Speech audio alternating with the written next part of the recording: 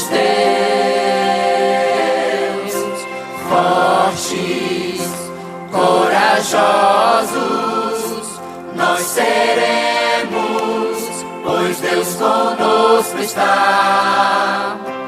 Fortes, corajosos, nós seremos, se estivermos sempre ao seu lado.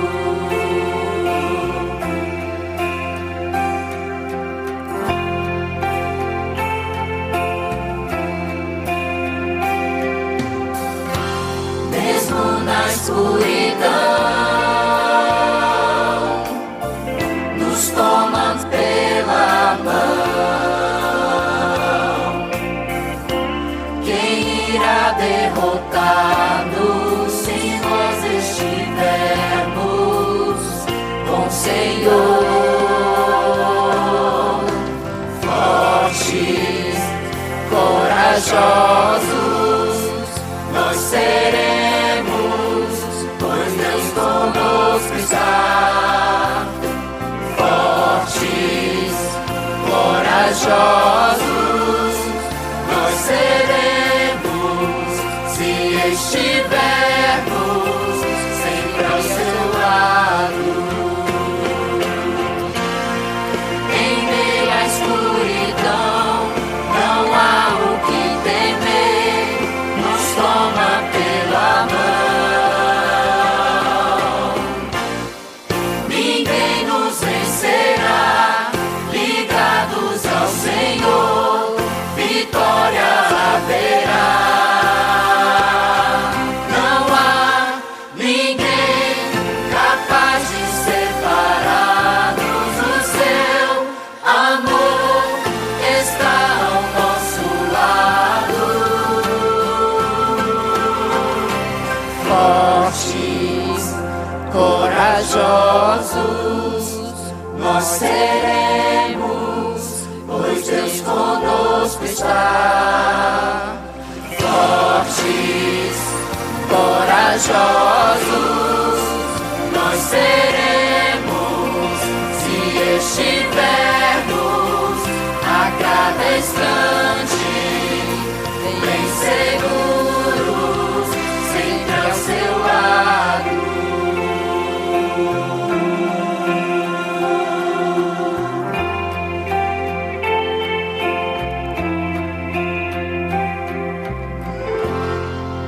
Glória a Deus.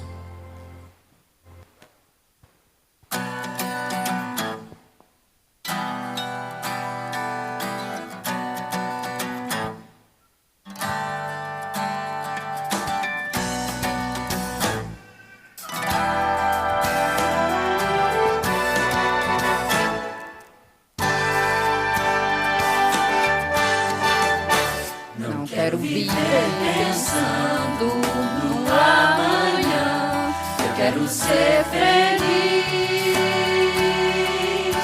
Dias vêm e vão, não irei temer, posso confiar em ti. Se o futuro incerto basta olhar com os olhos da fé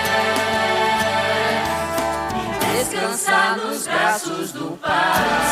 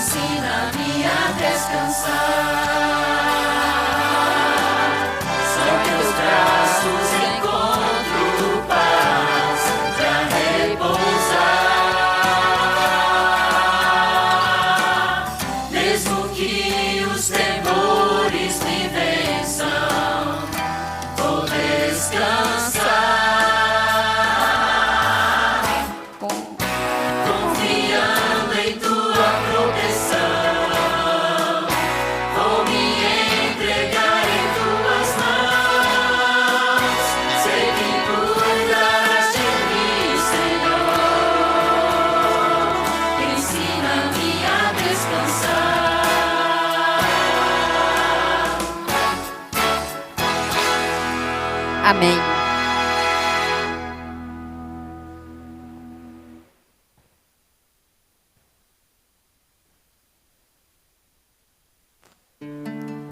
Vamos ficar todos de pé?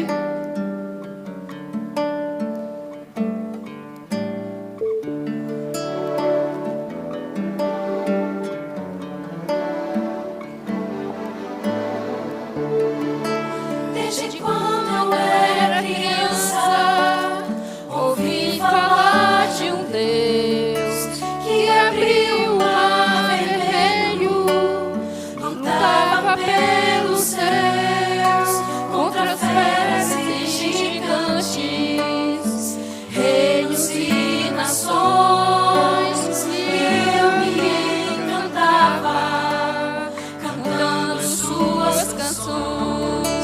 Mas o tempo foi passando e eu não quis ouvir, preferi seguir meus rumos, tentei de Deus fugir, mas no final do meu caminho não conseguia mais andar. Eu senti sua presença convidando-me a voltar. Senhor, quero me entregar nos teus caminhos, quero andar e segurar a tua mão e receber o teu perdão. E quero ser a voz que eu ouvi em minha infância, e vou cantar que não há distância que te possa afastar.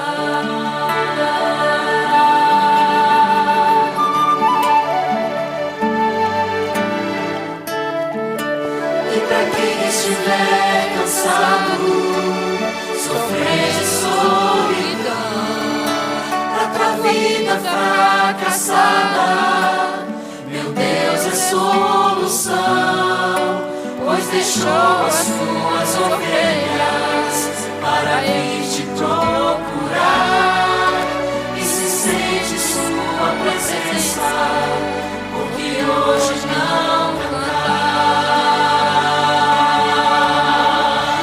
Senhor, quero me entregar nos teus caminhos, quero andar e segurar a tua mão e receber o teu perdão. E quero ser a voz que ouvi em minha infância, e vou cantar que não há distância que te possa afastar. Senhor, quero me entregar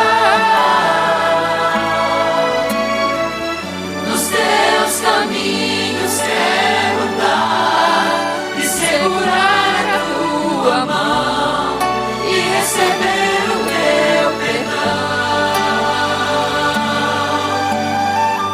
E quero ser a voz que ouvi em minha infância, que não importa a distância, Ele vai te alcançar.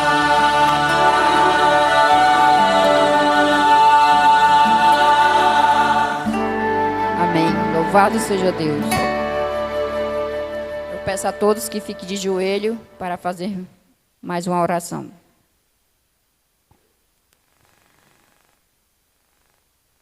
Altíssimo Deus, querido e amado Pai, aqui, Senhor, está os teus filhos, um povo a qual almeja um dia estar no céu, Senhor, a morar contigo. Ó Deus, sabemos, Senhor, que estamos aqui não por nós, porque somos fracos, mas o Senhor até aqui nos trouxe, até aqui tem cuidado de nós. E nós queremos, Senhor, perseverar nessa fé, Senhor, para que um dia nós chegamos, Senhor, até o céu. Por favor, Senhor, venha nos fortalecer, venha aumentar a fé de cada um de nós que aqui estamos. Venha, Senhor, nos ajudar. Tira do nosso coração tudo aquilo que não é do teu agrado, Senhor.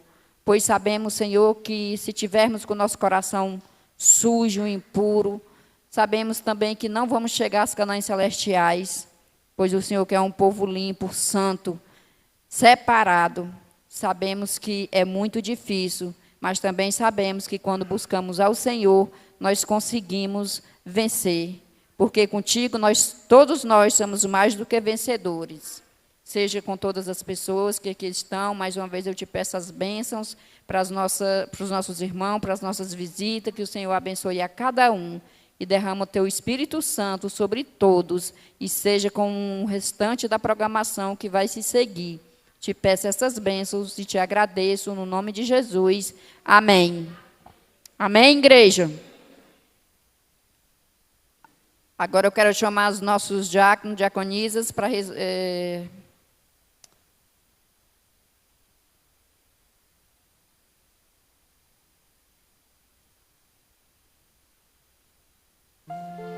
pegar os dízimos e a oferta.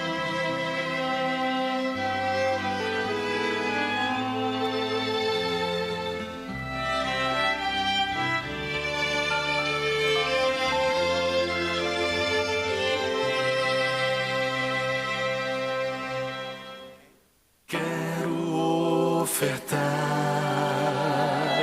quero devolver, quero entregar tudo, enfim, de coração. Esse é o meu louvor, minha gratidão. Quero ofertar e devolver a Jesus.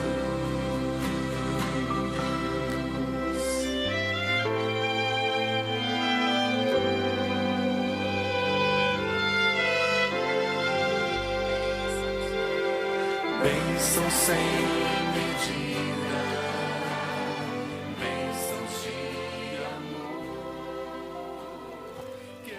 Obrigada, Senhor, pelos dízimos, pelas ofertas, pelos pactos que cada um dos nossos irmãos devolveram.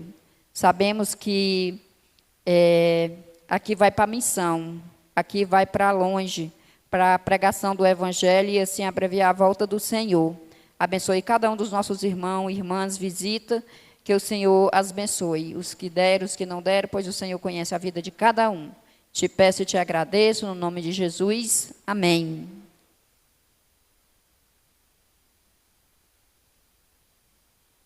Agora eu quero chamar o nosso irmão Mendonça para cantar uma parte especial.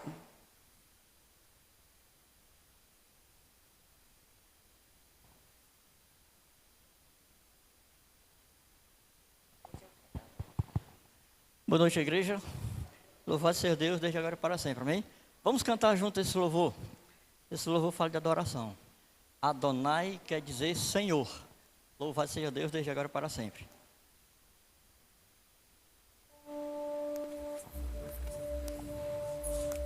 Que toda la creación se incline.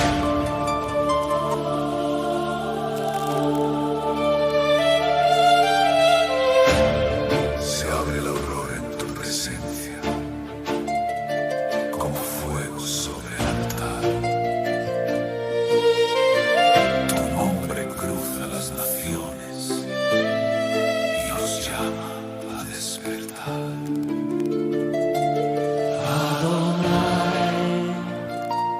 Meu Senhor, Rei eterno, Deus de amor. Adonai, meu grande Senhor, meu refúgio, minha canção. Quando tremem-se os céus, tu sustém meu coração. Adonai, meu grande Senhor, glória e ressurreição.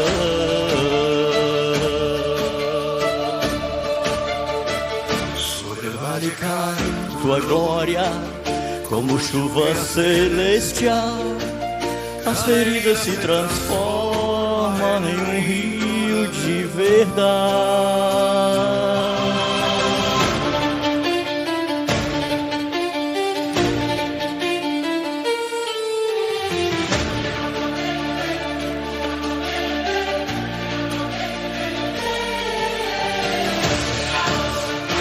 Adonai Rei, para sempre amém.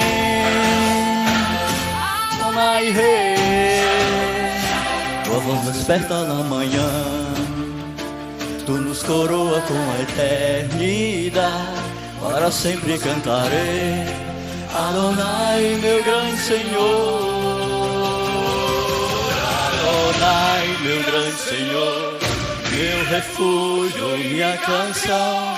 Canta o templo, canta o céu, tu és a criação. Adonai, meu grande Senhor, glória e ressurreição. Adonai, meu Senhor.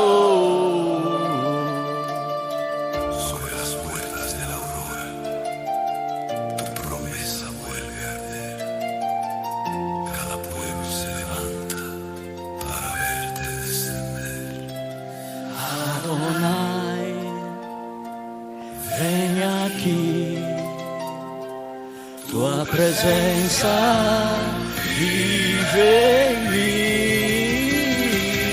Adonai, meu grande Senhor, minha esperança e minha verdade. Tua palavra abre caminhos, tua luz vence a escuridão. Adonai, meu grande Senhor, dono da eternidade.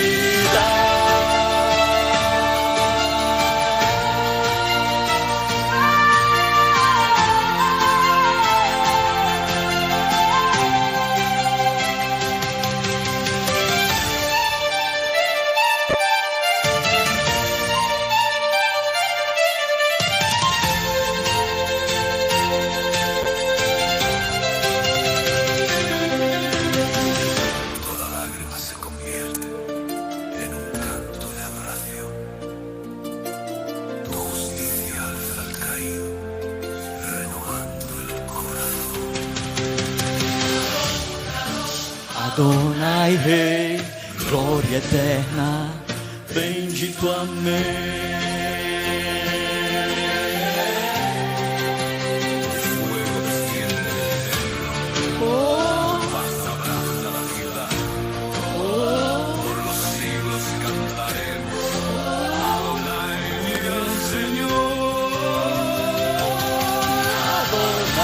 Meu grande Senhor, minha esperança na verdade, céus e povos e nações cantam tua fidelidade.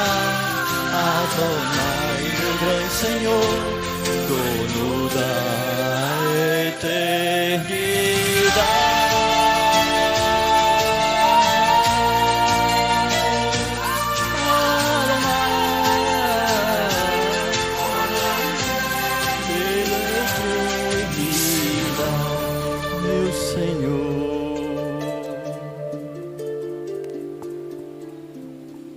Louvado seja Deus, desde agora e para sempre, amém?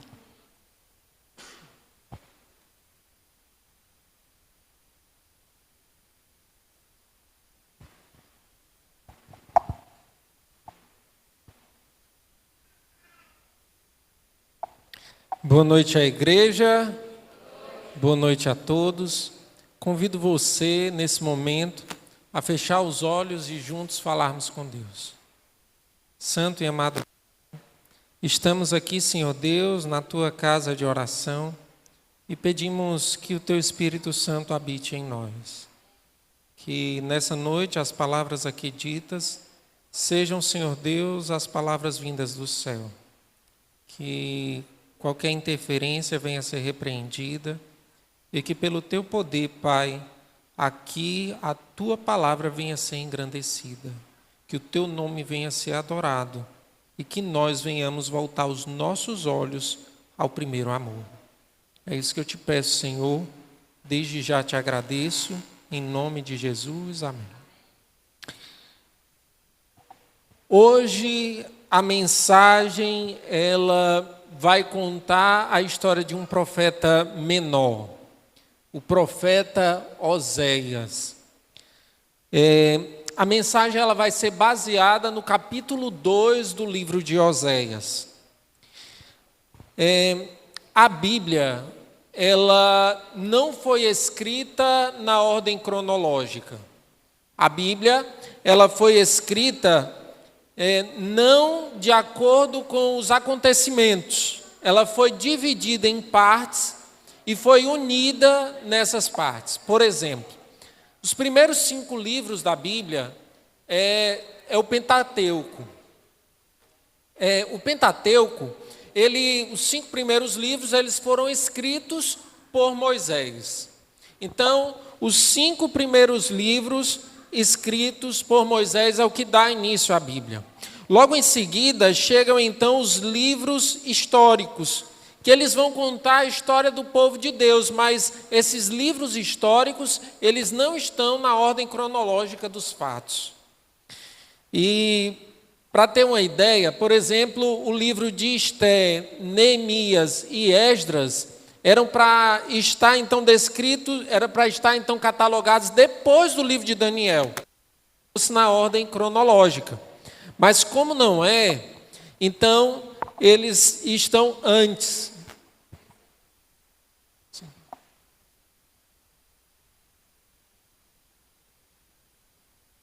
Pois aumenta um pouco, por favor. E aí, nós encontramos então, nos livros históricos, o livro de Josué, o livro de 1ª e 2ª Crônicas, o livro de Samuel, os livros de Reis. E após os livros históricos, nós chegamos aos livros poéticos. Eu não sei se vocês sabem, mas o livro de Jó, ele é considerado um livro poético. Tá? E aí vem livro de Jó, Salmos, Provérbios e Eclesiastes. A gente outro dia até conversou um pouco sobre o livro de Provérbios e Eclesiastes, que ambos falam da vida. Um é como viver feliz e o outro é destinado mais a como então padecer e ter um resultado feliz até mesmo através da morte. Pois bem, e em seguida chegam os livros do tema de hoje, que são os livros proféticos. E nos livros proféticos a gente tem algumas lições a aprender.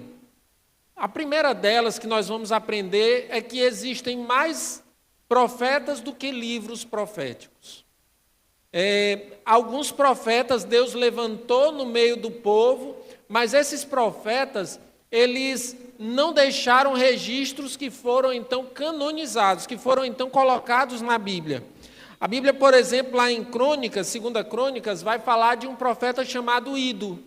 Esse profeta até escreveu algo, mas o texto que o profeta Ido escreveu era importante para o Israel daquele tempo. E aí, Deus ele não preservou os escritos do profeta para os dias de hoje, porque para nós não era necessário, era uma profecia específica para um povo daquele tempo. E se o livro profético não chegou a ser canonizado, a ser colocado na Bíblia, é porque nos dias de hoje ele não tinha a importância para o povo do tempo do fim. Agora, quando o livro profético foi escrito para o povo daquele tempo e chega a nós hoje, aí tem que bater aquela o quê? Curiosidade. Por que Deus preservou o livro desse profeta para os dias de hoje? Por que o livro do profeta Isaías, por exemplo, está descrito lá na Bíblia? Por que o livro do profeta Oséias está descrito na Bíblia? Hoje nós vamos entender por que o livro de Oséias está aí. Pois bem, os livros proféticos, que estão na Bíblia, é porque Deus tinha uma mensagem poderosa para o Israel antigo, mas também para o Israel moderno, o Israel dos dias de hoje. Então, a primeira curiosidade é que tinha mais profetas do que livros registrados na Bíblia. A segunda curiosidade é que os profetas, eles sempre eram chamados em tempo de crise. Eles não eram chamados em qualquer momento. Por exemplo, quando você vai ver os livros proféticos, jamais um profeta era levantado para dizer assim: Israel, está tudo bem com vocês, vocês não precisam melhorar em nada. Está tudo ok, vocês podem continuar vivendo do jeito que estão, que está tudo beleza. Você não encontra nenhum profeta na Bíblia que parabenizou Israel dessa maneira. Porque Deus só levantava, só fazia surgir um profeta quando o povo estava em crise espiritual. Então, sempre que o povo estava em crise espiritual, Deus, ele erguia ali no meio do povo um profeta. Quando o povo estava em infidelidade, quando o povo estava se desvirtuando do caminho, Deus levantava um profeta. Pois bem, e os outros escritores bíblicos? Os outros eles são diferentes. Por exemplo, Davi ele escreveu Salmos. Salmos, eles falam muito ao nosso coração, mas teve outro motivo para Deus escrever o livro de Salmos. Não foi bem de admoestação direta como foram os profetas. E sempre que um profeta era chamado por Deus, era para dar uma sacudida, dar um alerta ao povo de Deus. E nós deveríamos nos debruçar mais e estudar mais sobre os livros proféticos, porque se eles estão na Bíblia, como vimos na primeira curiosidade, é porque há uma mensagem também para a igreja do tempo do fim. É um alerta para nós hoje. Primeira curiosidade, os livros proféticos, eles estão lá até os dias de hoje porque Deus tem uma mensagem para o Israel moderno.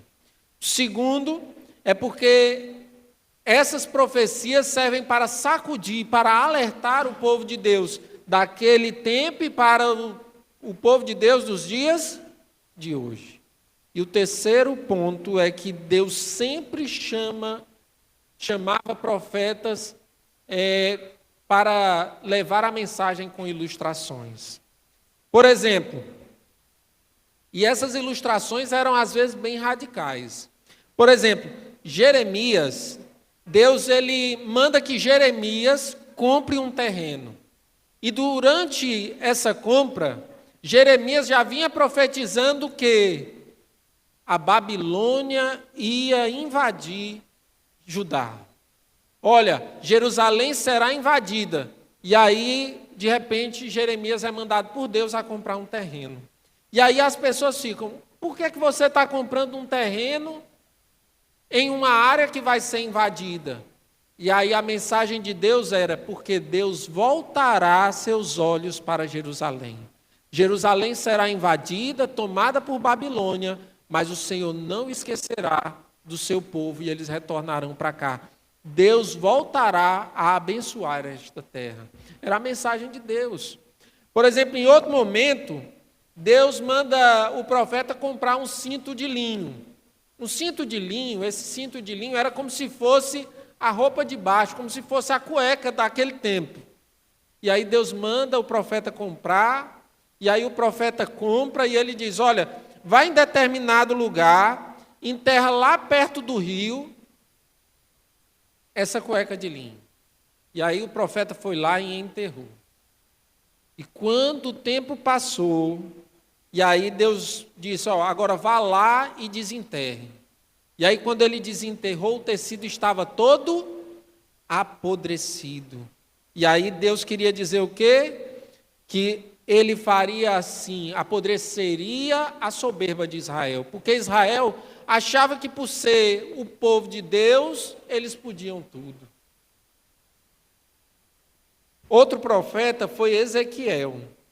Ezequiel foi mandado por Deus para dormir do mesmo lado da cama. Olha, durma só do lado esquerdo da cama. E ali Deus tinha uma mensagem para dizer ao seu povo naquele tempo.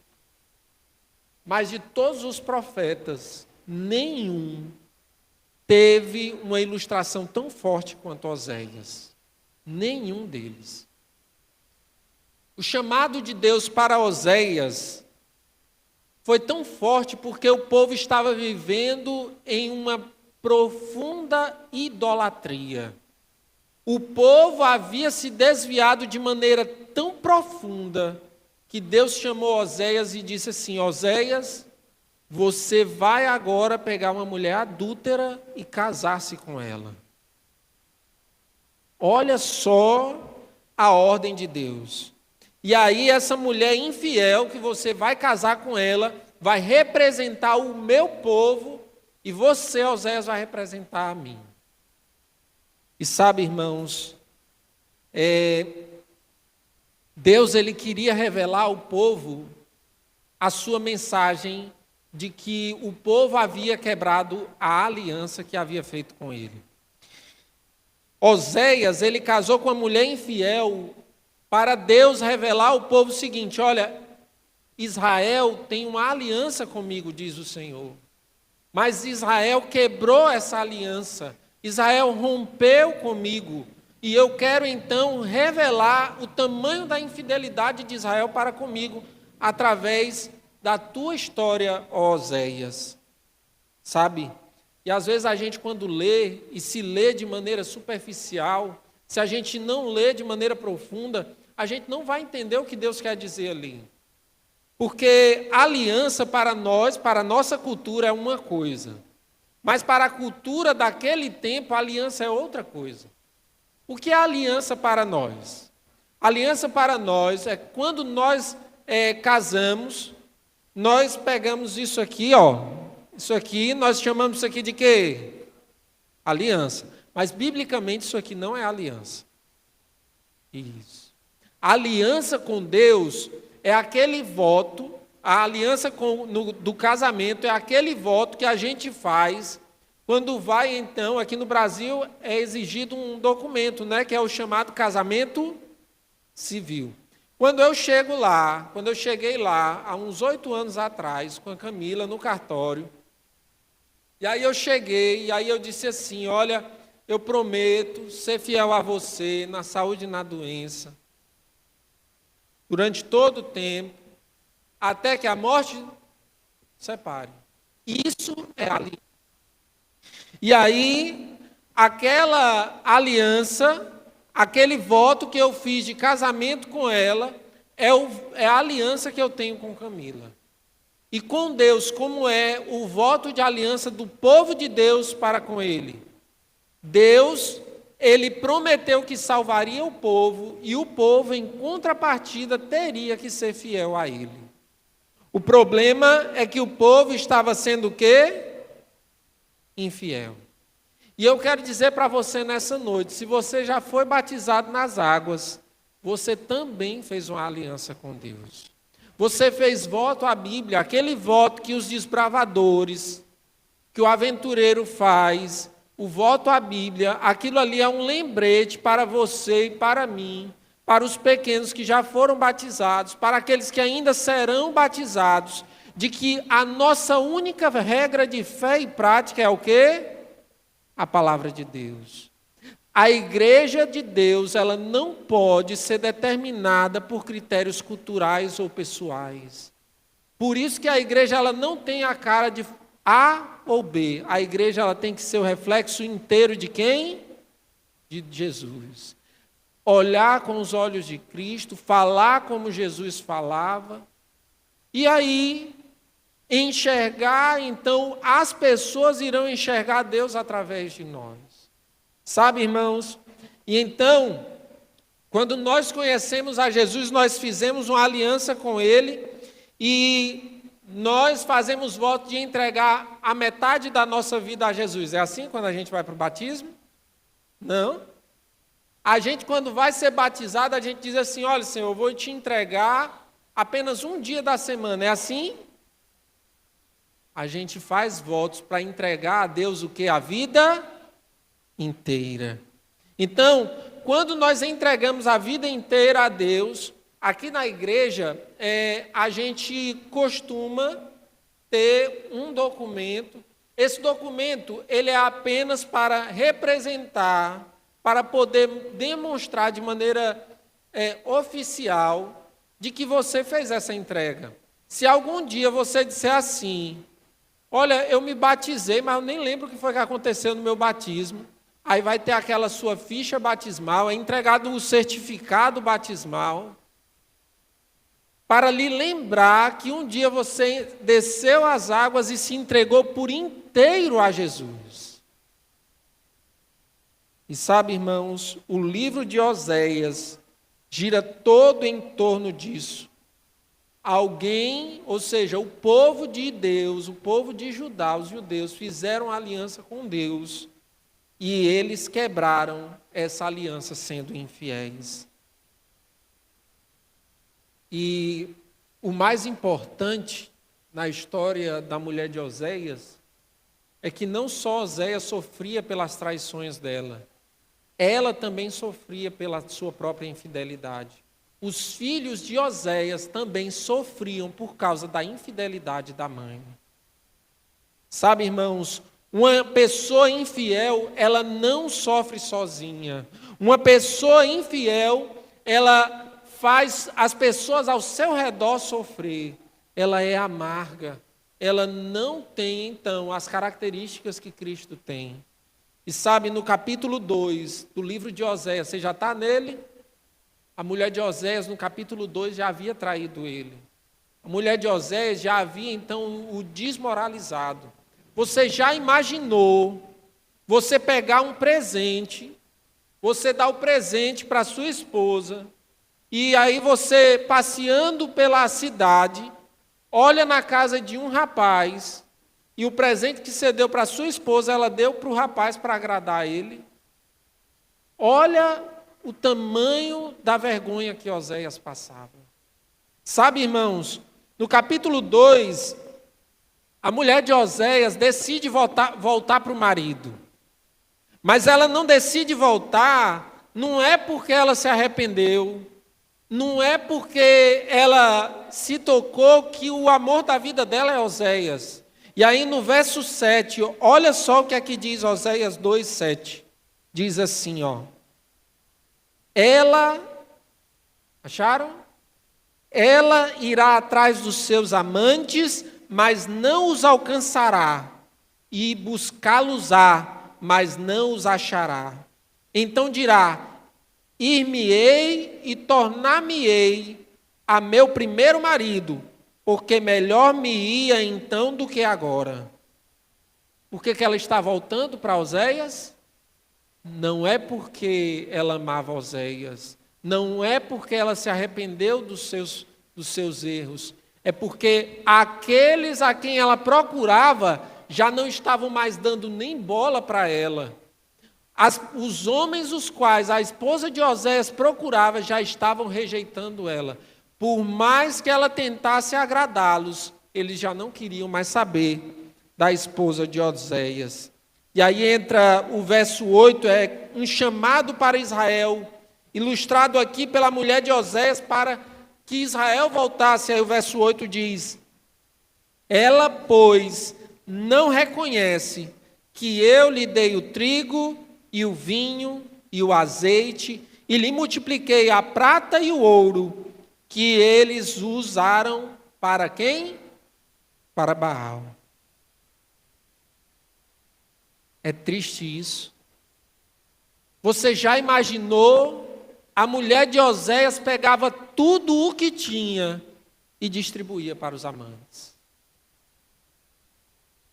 Assim estava o povo de Israel. Irmãos, tudo o que chegou em nossas mãos, quem foi que nos deu? Deus. Nós temos que entender este princípio, que nós só conseguimos ser fiéis a Deus, porque Deus nos permite sermos fiéis a Ele. Ele que nos dá as condições de fidelidade. Nós só conseguimos ser fiéis a Deus quanto, por exemplo, a guarda do sábado, porque Deus nos dá uma semana. E nós podemos chegar no sábado e adorá-lo porque Deus nos abençoou por mais uma semana. Nós só conseguimos ser fiéis a Deus no matrimônio porque Deus nos abençoou emocionalmente e espiritualmente, porque o casamento, os dois são um só. E no casamento, Deus abençoou teu casamento e agora você tem um casamento abençoado por Deus. Sabe? Você e eu temos que entender o princípio deste versículo, que tudo o que temos e tudo o que somos pertence ao Senhor. E não somente isso, e que tem o propósito de adorar a Ele. Sabe, irmãos, é por isso que Deus diz, olha, você não entendeu que o trigo, o azeite, a prata e o ouro pertencem a mim? Deus está dizendo assim, ó, o pão que está sobre tua mesa, o teu trabalho, a sua comunhão comigo, o teu tempo, os teus recursos pertencem a mim. E aí você pode dizer, olha, tudo bem, mas eu não adoro Baal. Olha, eu até não estou 100%, mas eu não adoro Baal. Eu quero dizer para você que é aí que está o problema. Porque para adorar Baal é diferente de adorar a Deus. Para adorar a Deus é necessário uma declaração. Para adorar a Deus é necessário uma ação nossa. Mas para adorar Baal, não. Irmãos, para você adorar Baal, você não precisa declarar isso. Quando você adora o seu corpo, quando você adora o dinheiro, a formação acadêmica, pode ser até um ateu, mas quando ele desvia o curso da adoração, porque até o ateu adora, quando você desvia o curso da adoração e você não se direciona a adorar a Deus, você vai adorar o quê? Baal. E sabe, a adoração a Baal é algo tão profundo na Bíblia, que mesmo que você diga que não adora, mas se dedica a algo a não adorar a Deus, a adoração vai a Baal. Ninguém tem, por exemplo, como garantir que vai estar vivo daqui meia hora. É ou não é? Não tem como a gente declarar isso.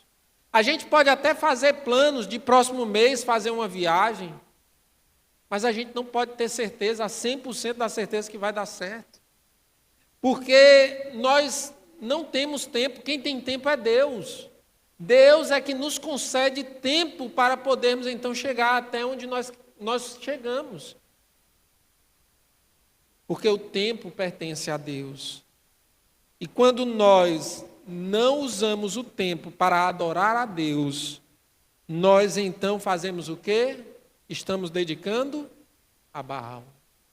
Irmãos, eu quero dizer para vocês que sempre que uma família se reúne antes de sair para as suas atividades, e essa família se reúne para adorar a Deus, para então engrandecer o nome do Senhor, essa família está declarando que ela ali não está dando tempo, dedicando o seu tempo para dar então espaço a Baal.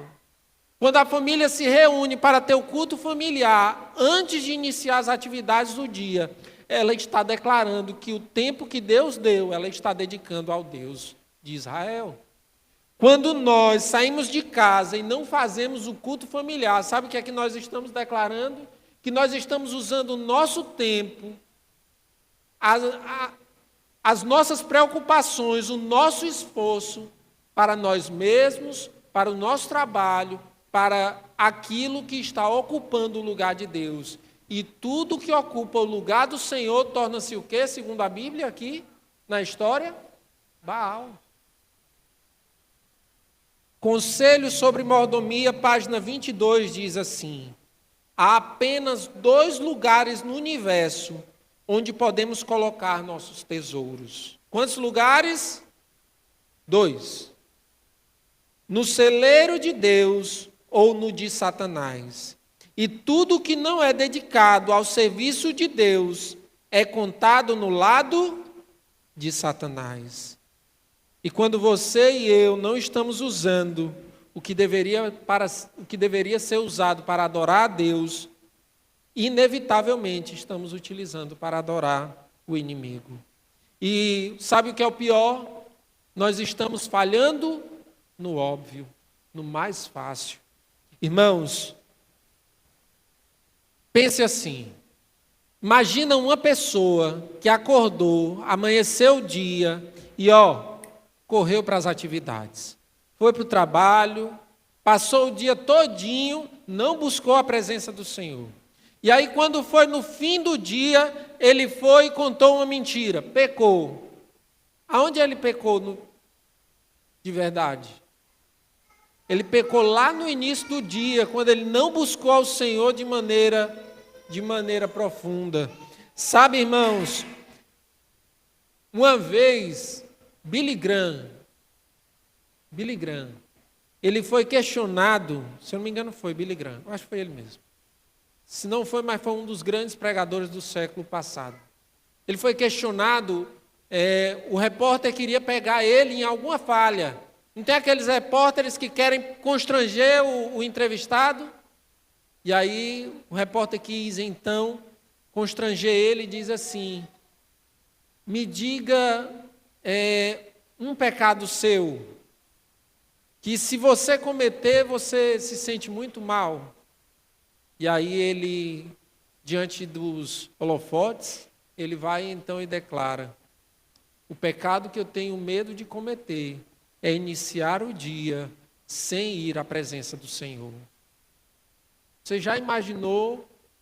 Ele entendeu que se ele não for à presença do Senhor no início do dia, no fim do dia, com certeza ele vai o quê?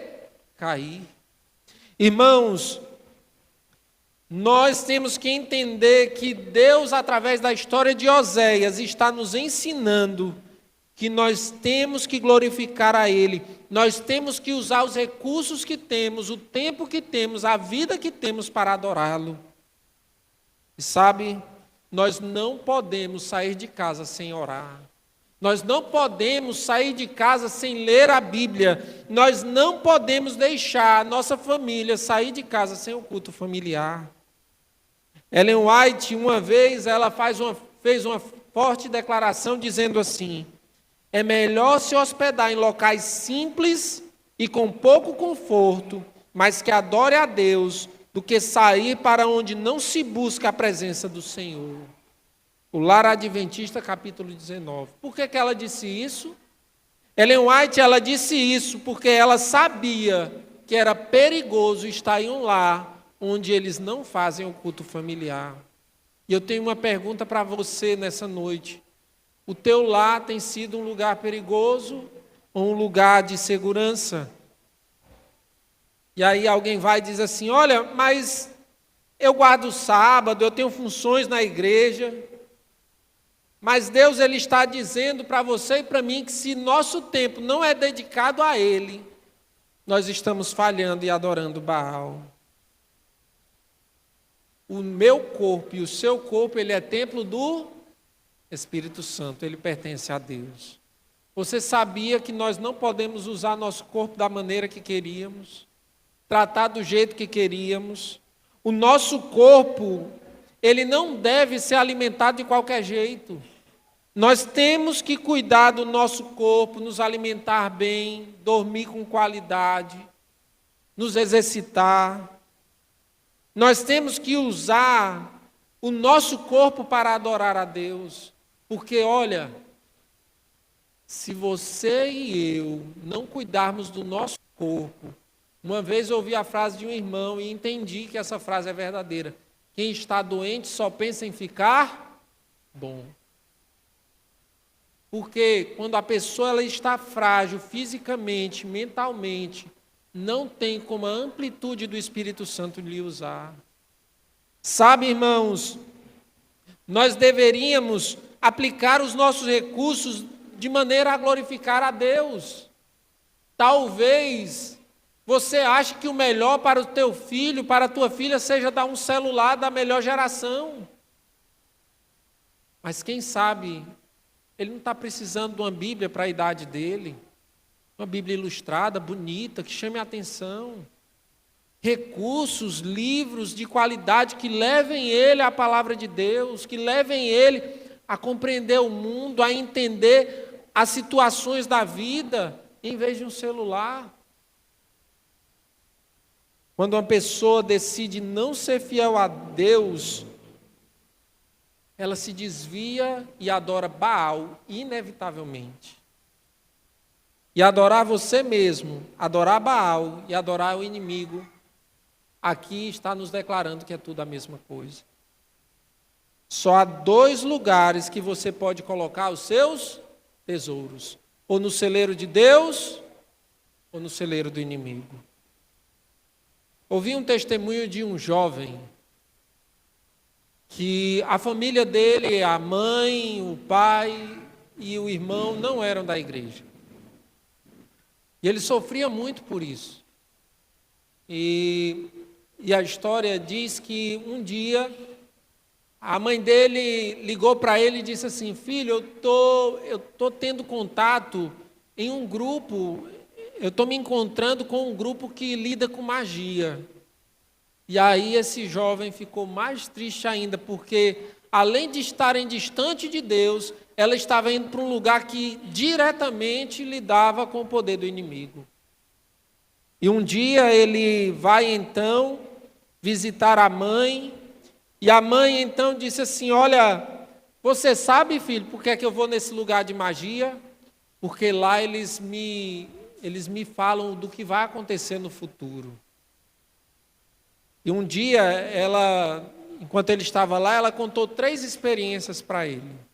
E ela disse assim: filho, a primeira vez que eu fui lá, eu fui saber do seu pai. E a mulher, ela então pegou umas bolas, mexeu, jogou, falou umas palavras estranhas, e aí ela disse assim: olha, o seu marido vai sofrer um acidente. Dias depois, meu filho, o seu pai sofreu um acidente lá no trabalho dele. Você lembra disso? A minha segunda experiência, filho, eu fui lá e perguntei do seu irmão. A mulher pegou umas bolas novamente, mexeu, jogou, falou umas palavras estranhas, e aí então ela disse: olha, ele vai sofrer uma decepção amorosa muito grande. Você lembra que seu irmão estava noivo e pertinho do casamento, ele se separou, a noiva terminou com ele, ele sofreu muito. Pois é, meu filho. Só que aí eu fui a 3ª vez. Na 3ª vez eu fui saber de você. A mulher, ela pegou lá, fez do mesmo jeito das outras 2. Pegou as bolas, balançou, jogou sobre a mesa, falou umas palavras estranhas, e eu disse: olha, eu quero saber do meu outro filho. Aí a mulher disse assim: olha, você não tem outro filho, não. Ela tem. E aí a mulher lá da magia fez de novo, lançou. Você não tem outro filho. Ela tem outro filho, eu tenho certeza disso. Aí a mulher que estava fazendo o trabalho ficou irritada: você está me fazendo perder tempo. Não, eu tenho certeza que eu tenho outro filho, procure aí. E aí ela foi mais uma vez e lançou. E a mulher então disse assim: olha, você até tem outro filho, mas tem um problema. Tem uma luz muito grande ao redor dele. E eu não consigo ver nada da história dele. Sabe? Então a mãe foi e disse: filho, que luz é essa? Por que ela não conseguiu ver o teu futuro? E aí o filho olhou para a mãe e disse assim: mãe, eu quero te dizer, mãe, que sabe por que você não conseguiu ver o meu futuro lá? É porque o meu futuro pertence a Deus. E tudo que eu tenho e tudo que eu sou está nas mãos do Senhor. A minha família e os meus filhos eu entreguei a Ele. E nada do que eu sou pertence mais a mim. Tudo é dele. Então, mãe, se você quiser saber do meu futuro, você não vai nesse lugar de magia. Sabe aonde é que você tem que ir? Aos pés do Senhor. Irmãos, esse é o chamado do livro de Oséias, que tudo o que temos e tudo o que somos tem que estar aos pés do Senhor. A maior parte da nossa vida espiritual não é aqui dentro da igreja, sabe onde? Fora. É no nosso trabalho, é no nosso lar, é no convívio com a família. Irmãos, quando eu estou sozinho, é aí que eu mostro como eu sou crente ou não. Quando eu estou na rua conversando com outros, é aí onde eu mostro se eu sou um verdadeiro cristão ou não. Como eu dedico o meu tempo, é aí que eu mostro então como eu sou cristão ou não. Então, o que é que nós temos que dizer, Santo Deus? O trigo aqui representa o quê? O alimento. Santo Deus, o trigo, o azeite, a prata e o ouro, tudo o que tenho, eu quero usar para glorificar a Ti. Se nós não fizermos isso, nós vamos falhar. E Deus usou o livro de Oséias para isso. Vamos para o verso 9. Olha o que diz. Capítulo 2, verso 9. A primeira palavrinha tem o que aí? Portanto, não é? Oséias 2:9 tem assim, portanto, tem. Esse portanto é uma palavra de ligação. Ele pega o que foi dito e junta com o que vai ser dito. É uma continuação. Até aqui nós vimos que a mulher de Oséias estava sendo fiel ou infiel? Infiel. E aí Deus está dizendo assim, portanto,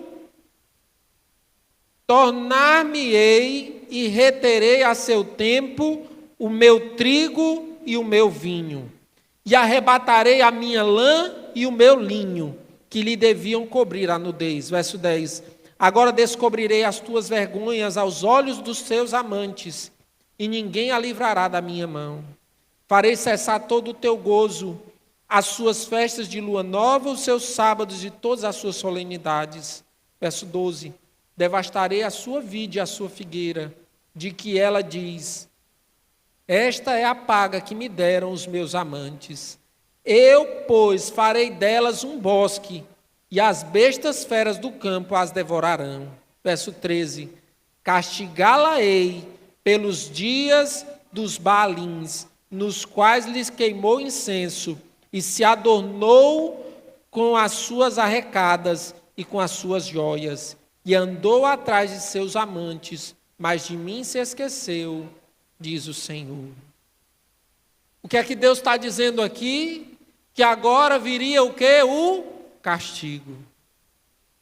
Deus traria castigo para Israel. Mas por que que Deus vai trazer castigo para Israel? Eu quero te dizer nessa noite que nem tudo que pedimos a Deus, Deus nos dá. E podemos louvar a Deus por isso. Sabe, irmãos, nessa vida, o que Deus vai nos agradar é só se nós estivermos inteiramente entregues a Ele, para entender as ações dEle. Porque nem tudo que pedimos Deus nos dá. Irmãos, no mundo onde há pecado, o desejo de Deus não é nos fazer filhos mimados. Sabe qual é o desejo de Deus para nós? Nos transformar. Irmãos, se eu tiver que fazer, olha Deus dizendo, se eu tiver que fazer com que o teu trigo seja retido, a tua prata, o teu ouro, o teu azeite, eu farei. Mas não é porque eu sou um Deus mau, um Deus duro, um Deus perverso, que quero acabar com você. Se a gente ler o restante do texto, a gente vai entender.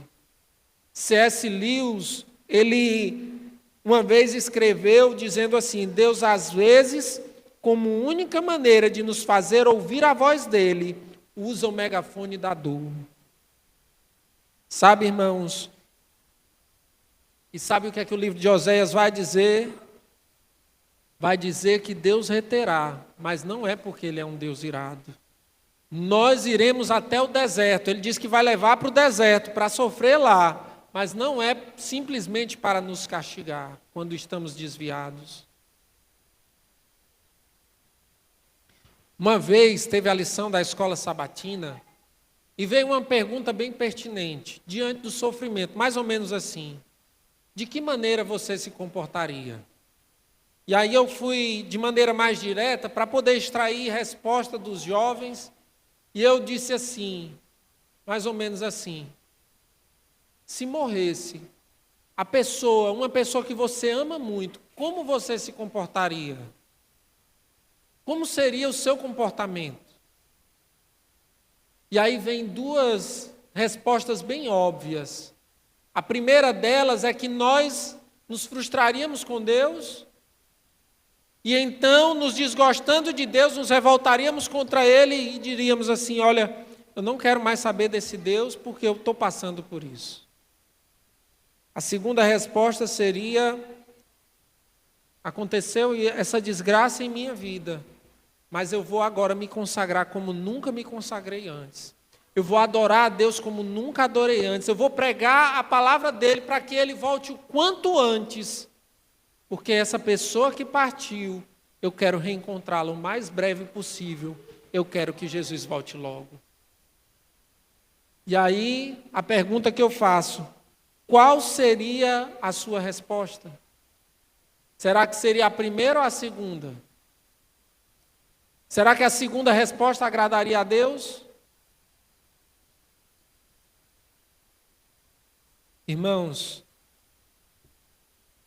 imagine Deus perguntando a você o seguinte: caso sua resposta seja de adorar a Deus, glorificar a Deus, de buscar a Deus como nunca antes após um sofrimento desse, imagina Deus perguntando a você, dizendo assim: filho, por que você precisa esperar acontecer o pior para me buscar como deveria? Por que você não me busca assim quando tudo está bem em tua vida? Por que você não está, então, vindo até os meus pés me adorar? Assim como você passa tempo na internet, no WhatsApp, no Instagram, por que você não passa tempo comigo em comunhão? Filho, eu não quero, não é a minha intenção inicial que você passe por isso, mas eu preciso que você seja consagrado desse jeito que você disse que seria hoje. Irmãos, eu quero dizer à igreja que eu tenho buscado a Deus e tenho dito a Deus que eu quero ser usado. Durante as manhãs eu tenho uns dias de folga e eu tenho largado muitas vezes os afazeres de casa para poder estar no campo para pregar o evangelho durante a semana. Eu tenho procurado pessoas para poder dar estudo bíblico, visitar e procurar fazer o que Jesus faria. E eu quero dizer à igreja que ainda estou achando pouco. Sabe, irmãos, nós temos que buscar a Deus e pedir perdão a Ele, porque nós não precisamos esperar o pior para dar o nosso melhor a Ele. Nós podemos dar o melhor a Deus hoje. O chamado no livro de Oséias é para que nós venhamos então ter a dedicação que nós temos para o celular, para conversas fiadas, dedicarmos tempo a Deus, dedicarmos nossa vida a Deus, à oração, à comunhão, para deixarmos Deus guiar nossa vida, nossos pensamentos e nossos atos.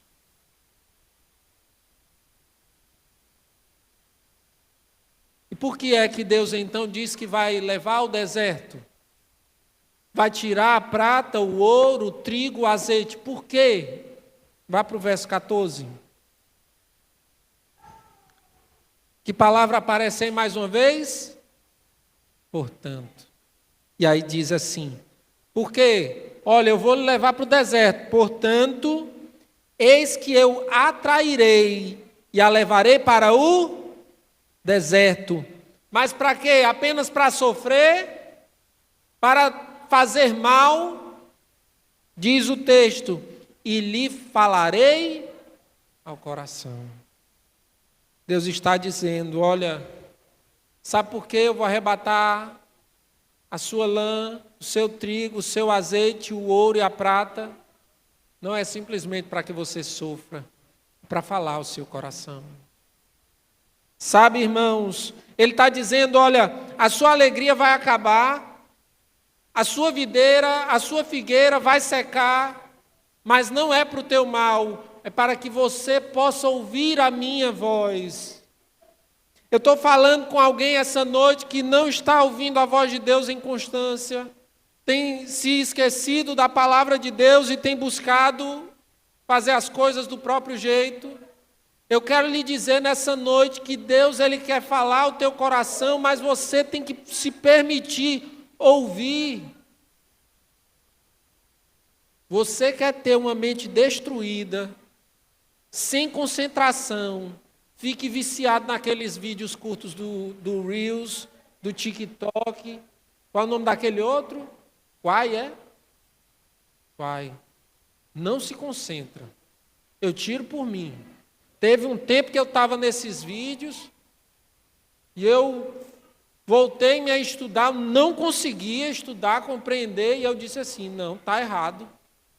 E aí eu desinstalei, passei um tempo com os aplicativos desinstalados e vou agora focar aqui e ver se dá certo. E eu louvo a Deus porque eu consegui voltar para o rumo. Mas eu quero lhe dizer, se destrói a mente de um adulto, da concentração de um adulto, imagine o que pode fazer na vida de uma criança.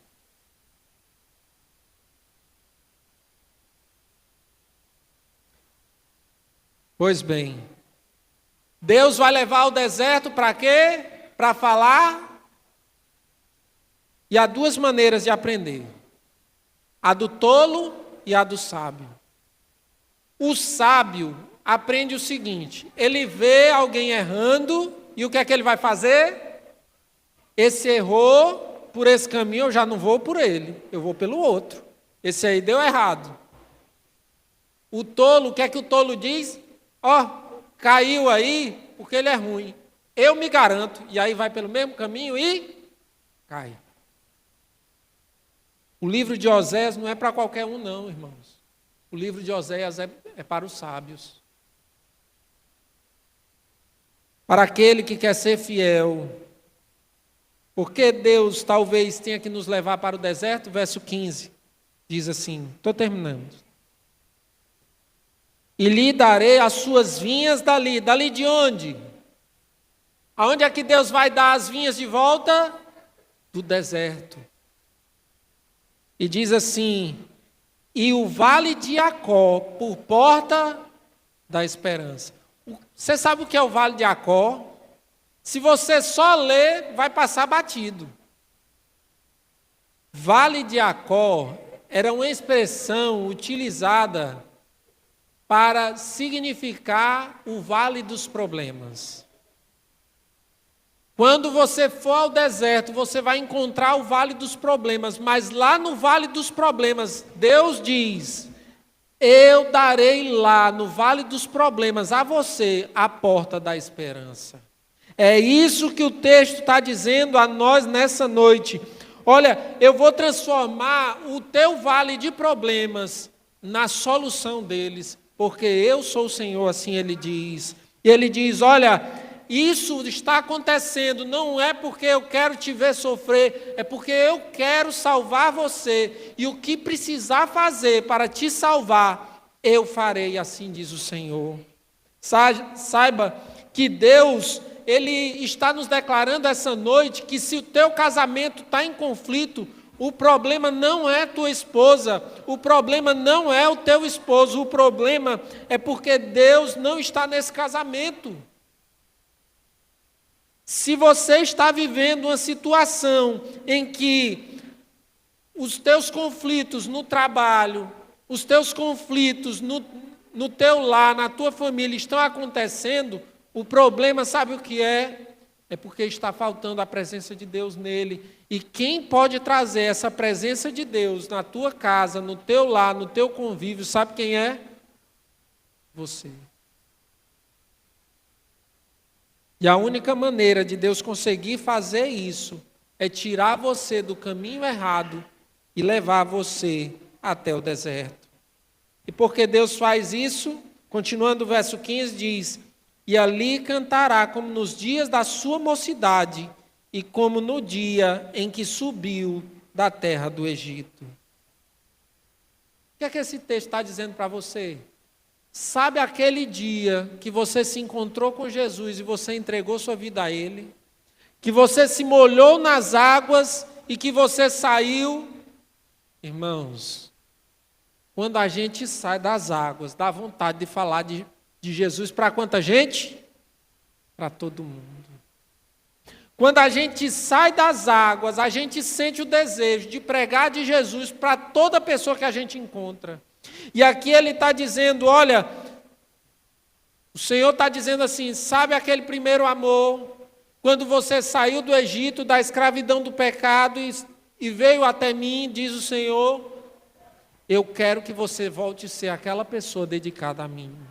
Deus, ele está dizendo assim, olha, eu quero que você tenha aquela mesma coragem de bater de porta em porta e dizer, olha, eu vim aqui falar de Jesus para você. E aí alguns dizem assim, olha, quando eu me batizei eu tinha coragem de falar para Jesus. Se lá no trabalho tivesse 1000 pessoas, eu tinha coragem de falar de Jesus para os 1000. Mas aí o tempo passa e o primeiro amor vai o quê? Esfriando. Irmãos, como é que você lia a Bíblia quando você se decidiu ao batismo? Será que hoje você mantém o mesmo fervor daquele tempo ou já esqueceu um pouco? Perdeu um pouco o rumo, o compromisso? Deus está dizendo, eu quero que você volte a ser como era no primeiro amor. Eu quero lhe levar ao deserto não para que você sofra, mas para que você desperte da mornidão espiritual, para que você desperte da sua condição espiritual e volte-se para mim, diz o Senhor. A gente não precisa, irmãos, nos conformar com a vida espiritual medíocre. Pode botar outra imagem? Sabe, irmãos, a intenção de Deus não é nos destruir, mas é o quê? Nos reconciliar. Através do livro de Oséias, Deus faz um convite. Sabe por que eu te levo ao deserto? Não é porque eu estou irado, não é porque eu quero te fazer sofrer, mas é porque eu amo você e eu quero salvar você. Irmãos, e se eu tiver que te levar para o vale dos problemas, lá no vale dos problemas o Senhor abrirá a porta da esperança. O objetivo de te levar ao deserto é para que você possa ouvir a voz de Deus falar ao teu coração. E nessa noite eu quero perguntar, alguém aqui tem o desejo de dizer, Senhor, salva-me da condição que eu estou. Eu quero então ouvir a tua voz, fala ao meu coração e me leva aonde precisar ir. E se for para ir para o vale dos problemas, pode me levar que lá eu ouço tua voz. Eu sei que lá o Senhor abrirá a porta da esperança. Amém? Que Deus nos abençoe, que nós venhamos colocar em ordem o culto familiar, a nossa oração, a nossa comunhão com Deus, a leitura da Bíblia, que não venhamos perder o rumo, porque cada dia que passa, o céu está mais perto. E sobre a história de Oséias e a esposa, tudo indica que no final da vida ela o quê? Se arrependeu. Mas quando ela se arrependeu, ela voltou ao primeiro amor. E Deus, Ele quer que você também volte ao primeiro amor. Volte, então, aos braços do Pai. Amém? Vamos ficar em pé e vamos concluir com a oração?